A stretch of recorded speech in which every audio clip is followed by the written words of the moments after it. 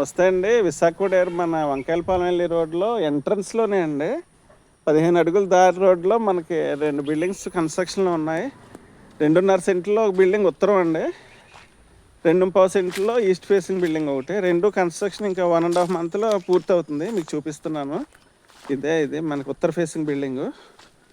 43 లక్షలు పడుతుందండి. చాలా చక్కగా కడుతున్నారు. కన్స్ట్రక్షన్ కూడా ఉత్తర ఫేసింగ్ అండి. ఇది ఎదరంతా సిమెంట్ రోడ్ ఇచ్చారు చక్కగా.